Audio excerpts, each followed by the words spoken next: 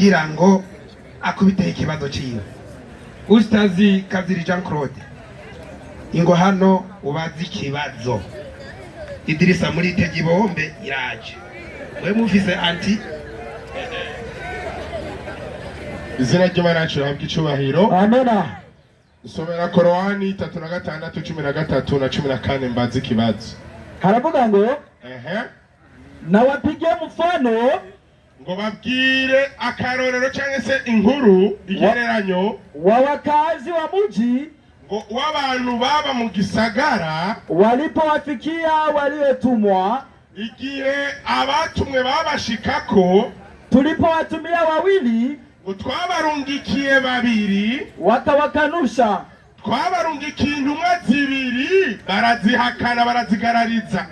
basi ngo kubw'ibyo mu nyuma tukawazidishia nguvu kwa wengine watatu, cha turongeramo inkomezi turungika uwundi agira gatatu.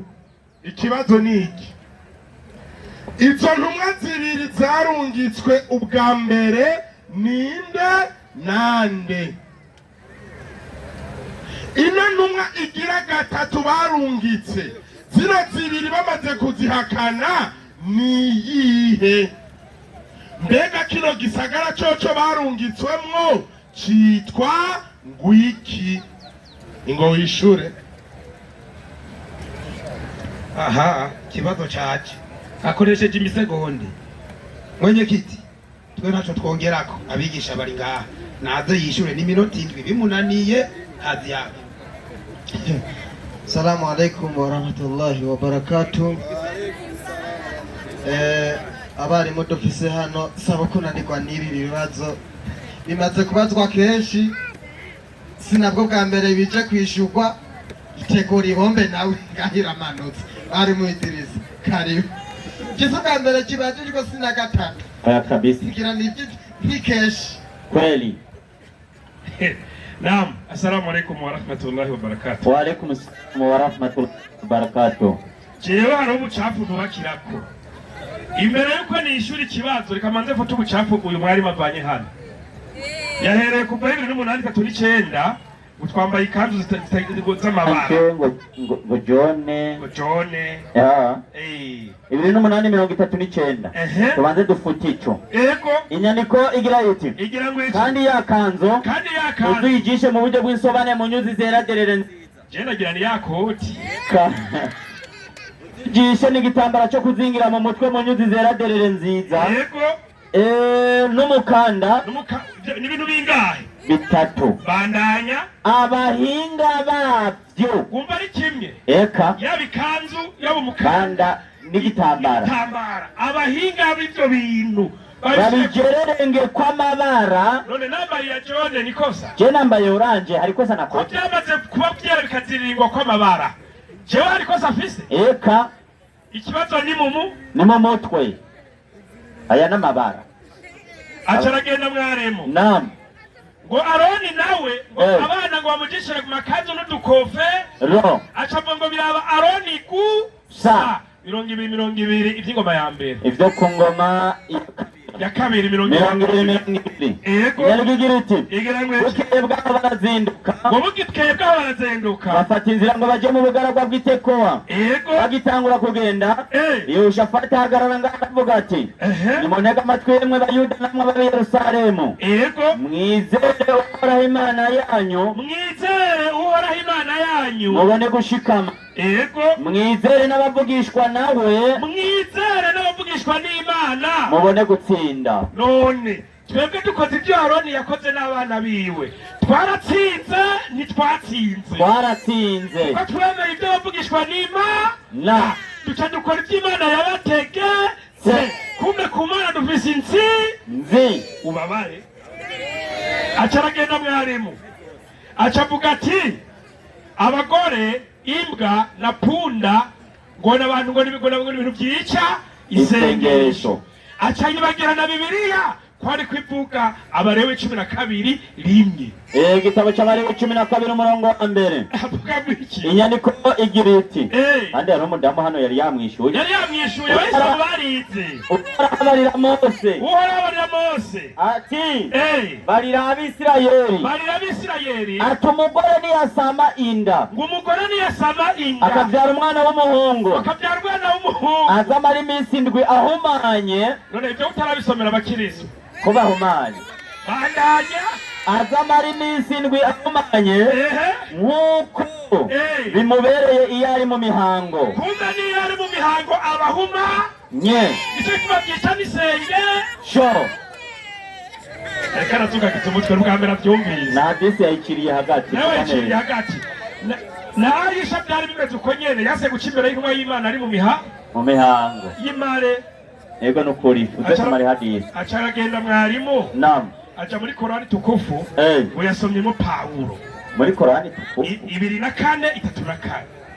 3:4 2:4 kenda mwishura akabazo kiwe k'abana 2:4 yego nawashike Tawe tusome ufafanuzi. Katika siku za Yesu Kristo kulikuwa na watumwa. Yeye hakusema neno lolote juu ya watumwa walikuweko. Bali tunaona wafuasi wake kama Paulo. Indira. Soma hejuru ya sivyo. Hejuru hagira hati. Katika vitabu vya Wakristo Korani ikiyasigura mu bitabo by'Abakristo ko ari hari mwonde Paulo nawe cyasimbira epfo yibagira ruguru yo byazananye uwo ko yavuzwe mu bitabo by'Abakristo ko na Paulo yari muntu ikibazo Paulo yari yatumwe nande ibi bivuga mu bitabo by'Abakristo acaza kumbaza ikibazo naam ngo none ngo uyu muji ngo abo babiri bari banje rindira jewe nishura nk'umuntu umusomyi uburigana kwishura ikigwa cy'uno munsi kibaza kiti ninde yatumye Paulo sicyo kibazo nawe garutse kumbaza jewe ngo nawe tubwire ngo ibintu bivuga ngo yari nde wagubaza ikibazo nawe mbaza ikindi urumva ko yabyagucana erega niwe wari kuza ukangere kuti erega yari Paulo nguyu sicyo ndabyishura oya bamumenye no kubaza tubigishe no kubaza nawe yumviye twariko twakubakije nawe uze kumbaza ngo narizo numwe ngo nigisagara ngo hari reka basi nakwishura boresheje bibiri kweli si sawa 11:25 byakozwe n'intumwa 11:25 utujana mu Giswahili igitabo cy'ibyakozwe n'intumwa yarutsa inyandiko igira iti abayo agitaruso kurondera Sauli amubonye amujyana muri Antiokia wabumvise ko bamara y'umwaka wose bakorana n'ishengero icyo gisagara cyari Antiokia bigisha abantu benshi kandi muri Antiokia niho abigishwa batanguriye kwitwa Abakristo. Bibiliya isiguye. Simwishuye. Ego nukuri. Nabo nyene. Ego. Soma Bibiliya. Inasema hivi. Ivuga gwiki? Inasema hivi. Ivuga gwiki? Akitoka. Au nitegea gateko. Ego kabisa. Soma maelezo. Maelezo inasema Wakristo maana yake wafuasi wa Kristo. Bavuga ngo bakurikiye Kristo. Hilo ni jina la kupangwa. Gwijyo n'izina bipangiye. Walilolitumia wapagani wa Antiokia. Kujakoreshejwe n'abapagani bo muri Antiokia. Kumbe muri Antiokia Paulo agiye kwigisha ubupagani. N'ubukristo bwari ubupagani. Ni intumwa y'abapagani kwe. Takibir! Allahu akbar. Kumbe bya bintu byari by'abapagani. Ni intumwa y'impagani. Mu gisagara cy'ubupagani. Yigisha abantu b'abapagani. Takibir! Allahu akbar walillahi. Takari batubwira binategeka Yesu. Itani. Umviriza mwarimu Idrisa kabisa ubwisilamu urabugushije bwose ubaye nka wa mwana mwigisha abaza ngo kimwe guteranya kimwe n'ibingare umwana nawe ngo none ga mwari ngo woho n'ibingare aha nabyumvise mwigisha yakwishura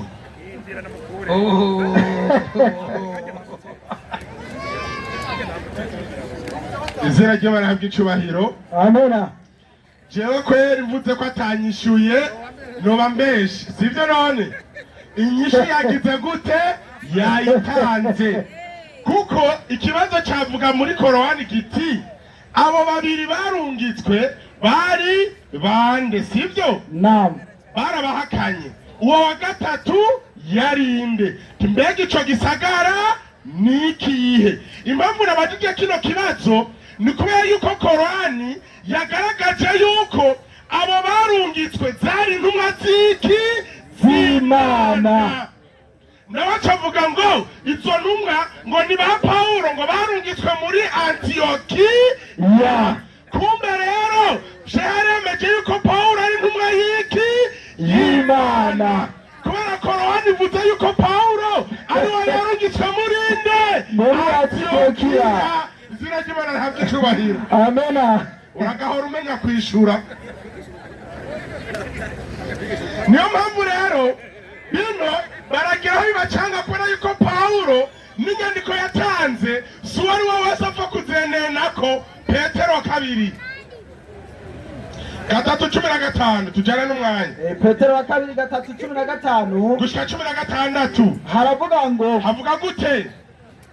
mwiyumvire yuko kwihangana k'umwami wacu aragakiza nk'uko mwene data akundwa Pawulo yarandikiye. Uyu ni Petero yagendanye nande? Na Pawulo yagendanye na Yesu. Avuze yuko Pawulo ari umukundwa wiwe, sivyo? Naam. N'umukundwa wiwe kubera yuko Pawulo nawe ni intumwa yande ya Kristo, sivyo? Bandanya. Uko ubwenge yahawe bungana. Ngo Pawulo yanditse uko ubwenge yahawe bungana. Yabuhawe nande? N'Imana.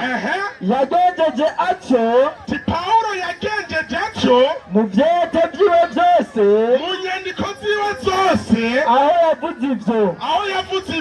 Muri vyo Pawulo yanditse harimwo bimwe bigoye itahura. Itahura ivy'abatungu badakomeye bagoreka. bagira gute? Bagoreka nk'uko bagira ivyanditswe bindi, nk'uko yanyagira izindi nyandiko zose akazigoreka. bakihamagarira kugira gute? Guhona. Nuko rero none mweho abo nkunda, kuko musanzwe muzi ivyo, mwirinde ngo ntimutwarwe n'ubuzimire bw'abatirinda, mugata ugushikama kwanyu. Shakugezaho ino nyandiko itweretse yuko Petero ashinze nawe yuko Pawulo intumwa ya Kristo mu vyo yanditse harimo vyinshi bigoye iki itahura. Abatungu badakomeye baraza hano bakagira gute? Bakabigoreka. Kumbe bariko bihamagarira kugira gute? Guhona. Imana idufasha cyane. Amena. Ariko jenda bandanye nerekana ko Pawulo intumwa y'iki y'Imana. Abaroma 9:1. Igitabo cy'Abaroma 9 ku murongo wa mbere. Ku murongo wa mbere hari amajambo avuga ngo, avuga gute? Abaroma 9 tujyane n'umwanya. Abaroma 9 ku murongo wa mbere. Abaroma 9 ku murongo wa mbere avuga gute? haravuga ngo, ndavuga ukuri muri Kristo. Ati jewe Pawulo ndavuga ukuri muri Kristo, simbesha.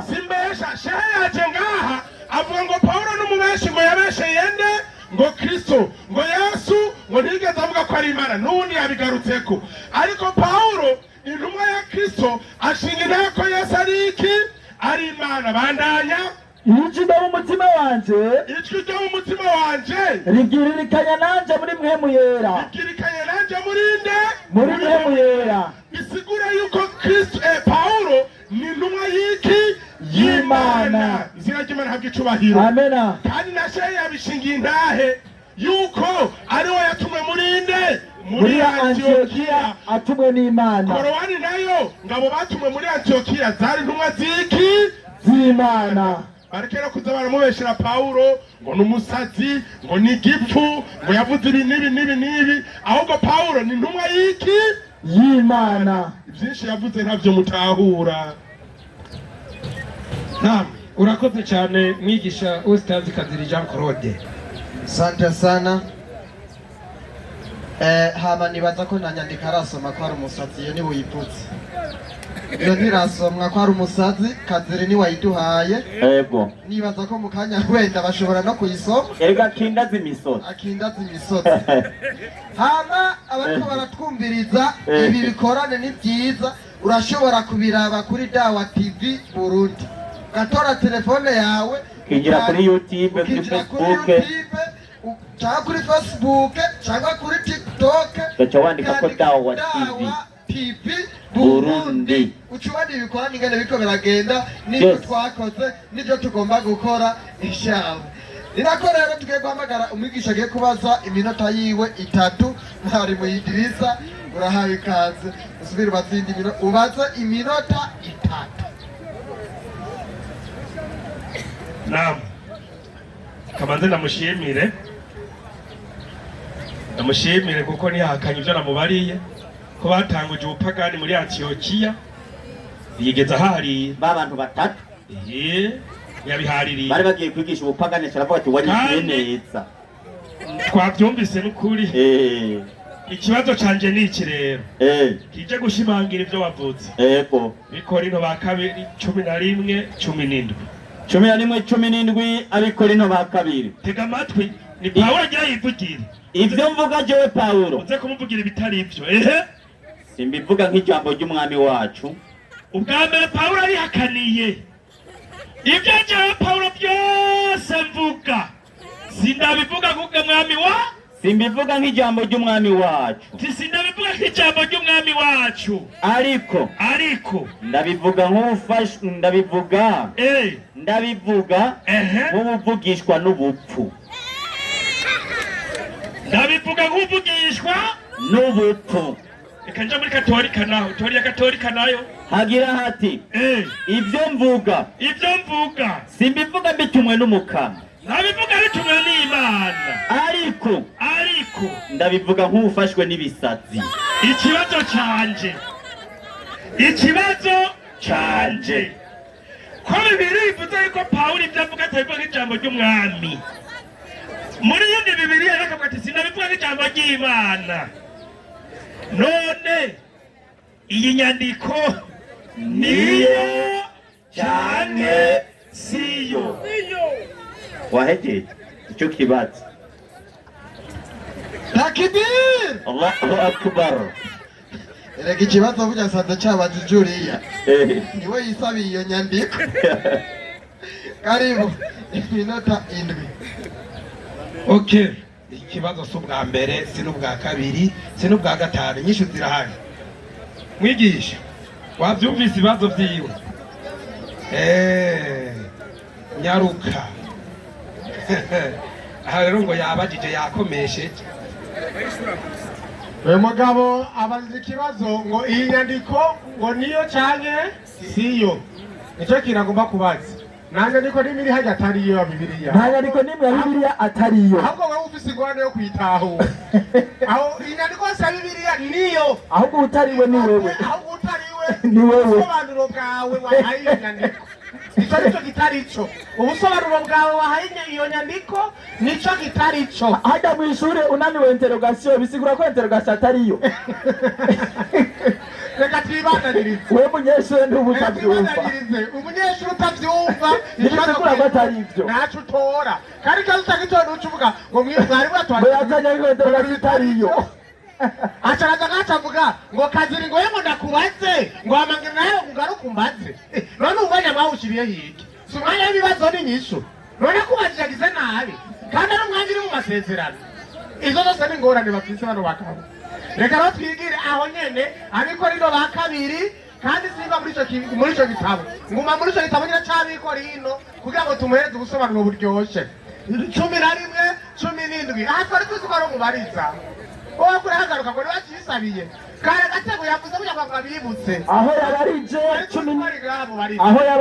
cumi na rimwe 16 we yahereye 17 ucumanuka gushika 19 minyandiko ivyirato vya Paulo umviriza ivyirato vya Paulo kuba ariko avuga ngo ivyirato vya Paulo aha Paulo yarigisha abantu bagaca bavuga ngo arirata ngo ariko arirata ngo ivyo yigisha n'ivyo kwirata bagatangura kumutuka nicyo catumye avuga kurya ni amajambo yo kwicisha bugufi yo kwisuzuguza kugira ngo ubutumwa bw'Imana bubandanye nawe ngo yiyisike bandanye avuga gute ati kandi umviriza Paulo ati kandi nongere kubivuga abivuge ubugira kandi bisigura ngo yari yabivuze ubwa mbere ntibavyumva ati reka nongere kubivuga ubugira kandi ubugira kabiri bandanya ntihagire unyiyumvira ko ndi gipfu umviriza wumvise kwanza icyo atanguje wumvise ijambo atanguje ntihagire umuntu anyumvira ko ndi iki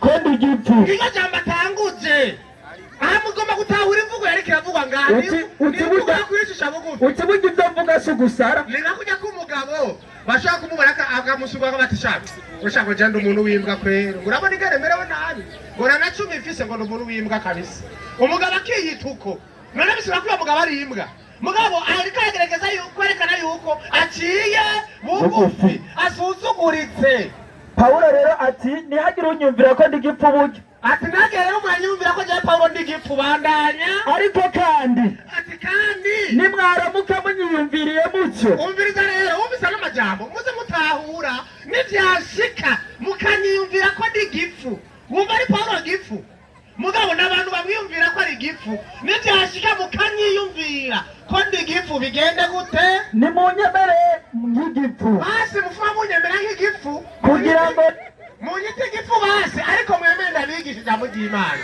kugira ngo nanje nirate gatoya yego nanje muzonyita igifu ariko mumereze umwanya ninjire mu musigiti nabigishirije mu musigiti mushaka mumbwira ati wambwa we ngo wigishe mu musigiti ntacyo ko munyisimbwa nimureke nigishe basi nzoje ndabwira ati ego ndimbwa kandi ndumukoma ariko nimunyemerere ninjire mu musigiti ndabigisha ari ngorane munyisimwa nkabigisha ingorane iri hehe Paulo ati naho munyita igifu ntabwo ndi gifu ariko ko aricyo mushatse rero nimunyita igifu hama ndabigisha ingorane iri hehe bandanya ibyo mvuga simbivuga nk'ijambo ry'umwami wacu akababwira rero kubera ko bamaze kumwita igifu ati basi mufate yuko ibyo mvuga nabivugishwa n'umwami wacu ndabivugisha n'iki ariko ndabivuga nk'uvugishwa n'ubupfu kubera ko bamwita iki igifu ariko arabashigikira ati basi nimwemere ko ibyo mvuga ndabivuga kubera ko ndimbwa basi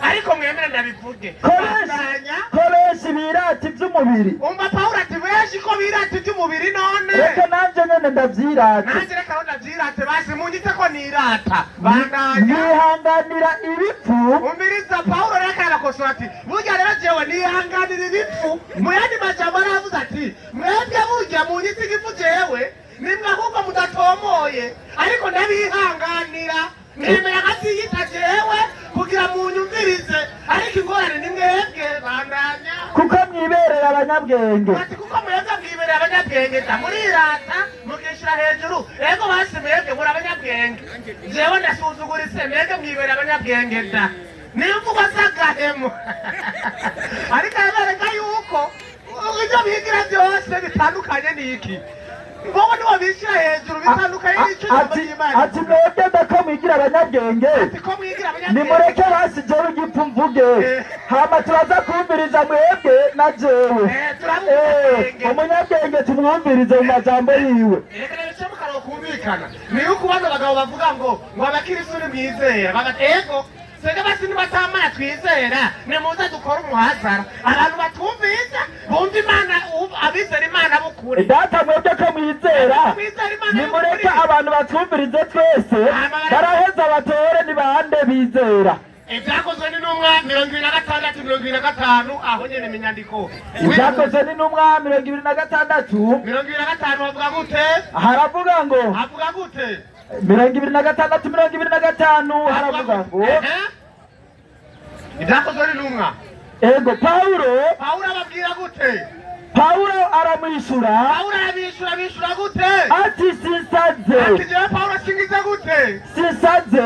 Pawulo asingize gute Sinsaze. byakoze n'umwanya 22 umurongo wa 6 22 ku murongo wa 6 hacavuga gute hacavuga ngo umviriza Pawulo avuga gute nuko akigenda niba dusara dusara iby'Imana ngo musomere bitari ibyo niba dusara iby'Imana aha ni muri Karino 1:5 ego menya niko 5 avuga gute 10 niba dusara iby'iki haravuga ngo namba dusaze namba mutwita abasazi dusaze n'abikorino ba 2:5-13 ugasoma namba dusaze dusaze iby'Imana. haleluya amena twebwe dusara iby'iki dusara iby'Imana.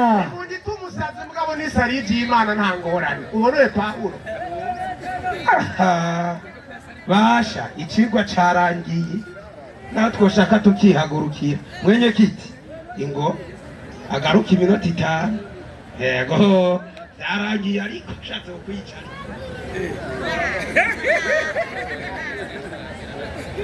Asante sana.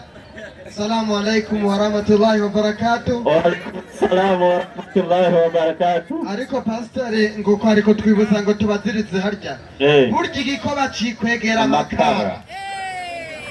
Igikoba cikwegera amakara ego nukuri ingure bagasha kari boyidirese basha uko ariko twibutse basha iby'Imana ngo nibisazi ngo basara iby'Imana. iby'Imana barinda gusara ese no umusatsi cyane nubwo nosara ibyane ntabwo nocika umusatsi kabisa oya nubwo byo iby'Imana apu we nta musatsi bwo cyane oya kuko yaduhaye ubwenge ngo tugire gute yabishije abanyabwenge yabishurira iki inzoya nabo n'abasazi yabishuriye abasazi uratubeshe rero Pawulo ntabwo yasaze iby'Imana ahubwo byagenze gutya Abikorino ba 2:12 umurongo w'indwi 12 umurongo w'indwi ego wumvirize utega amatwi mbega mbere kugira ngo katabonetse ngo mbere kugira ngo ibyiza katabonetse nahishuriwe ntibintere kwishima ngo nahishuriwe ntibintere kwishima je Pawulo narashinzwe umusonga mu mubiri Pawulo ngo yashinzwe umusonga mu mubiri intumwa ya shetani Pawulo yari intumwa ya shetani wowe tubashe ngo yasare iby'Imana yari intumwa yande ya shetani ni nayo mpamvu nakubonye tugitangura tuti Pawulo yaje gupinga amategeko y'iki y'Imana ndakubwira nti Imana yaremye umugabo ikibona ko keneye iki umugore muga Pawulo mu Bikorino ba 7:1 ngo byo kubera byiza gudahuye n'icitwa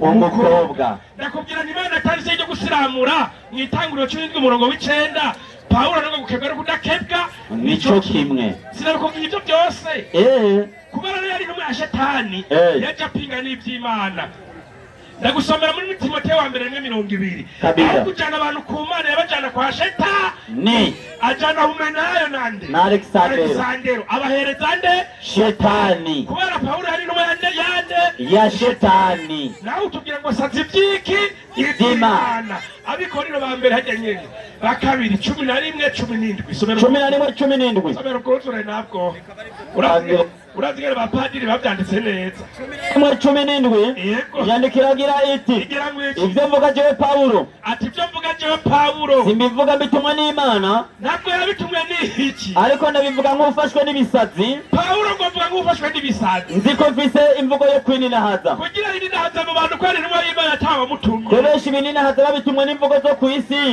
nanjye nzo kwininahaza unanje nzininahaza muririnda ibisare munezerewe kuko mwibereye abanyabwenge batura abanyabwenge tumura abasazi muririnda bakabagira abaja ngo barabagira abaja bakabajya bakabasahura bakabakubitisha mu maso bazobahonda mu mutwe ngo bariko barabasenya ni iby'isoni naho ndabivuze ati ni iby'isoni naho ndabivuze ariko ikintu cyose kibatuma gushira amanga erega je Pawulo mvuga nk'umusazi niba byivugira sitwe tubimwita mvuga nk'umusazi Pawulo ati jewe mvuga nk'umusazi nanje kirabintera icyo kintu gituma asara ariwe wa musonga wa shetani cya gishetani kirabimutera gusara kirabintera mbega n'abaheburayo ageze mu baheburayo mbega abo n'abaheburayo nanjye ndiwe nanjye ndiwe n'abanyisirayeli kugira abahene ngo barebe isirayeli nanjye ndiwe kubera yasaze ubwenge ntiburi kugira bandanya n'abisirayeli nanjye ndiwe urubyaro rwa iburahimu nanjye ndigo n'abasuku ba kristo mvuga nk'umusazi ati jewe pawulo mvuga nk'umusazi jeho ndabarusha baragora gusara asumbya abandi basazi bose bo mw'isi asumbya n'abo kwa rojante ego nukuri nabarushije kuba mu bikenu rwamba pawulo yarushije kuba mu bikenu nabarushije gutabwa mu mabohero baragusara baba bamufunze nabarushijwe gukubitwa yama yahonzwe inkoni kubera ubusazi n'inkoni kenshi ego nagarukiye ku cobo ngo mbara nagarukiye ku cobo gatanu kose abayahudi barankubise abayahudi barankubise inkoni 40 ukuramwo imwe udasara wari gukubise wayikuramwo gute we bankubise 40 ukuramwo imwe none wewe wayikuramo gute wayiriye ayo n'amajambo y'umusazi harabandanya gatatu barankubise ibitsibo bamukubise ibitsibo rimwe baranteye amabuye bamutera n'amabuye ko yagenda aronona ibintu by'abandi gatatu ubwato bwaramenekanye naramaze ijoro n'umutaga mu nyenga yamaze ari mu nyenga uraza umusazi ntagira haryama yarara mu nyenga ingendo nagize ingendo baca pawulo nagize ntizigira igiharuro none umusazi arazi yaja n'iyaba hagira hati nama ngeramiwe n'inzuzi nkageramirwa n'abanyamahanga ngeramiwe n'igisagara ngenda nambaye ubusa pawulo kubera yari umusazi yagenda atanagahuzu umva ko yasara wumva atari umusazi iyo muntu intumwa y'Imana uwo yari intumwa y'Imana gute Waislamu takbir Allahu akbar takbir Allahu akbar uyu yatoragura amashashi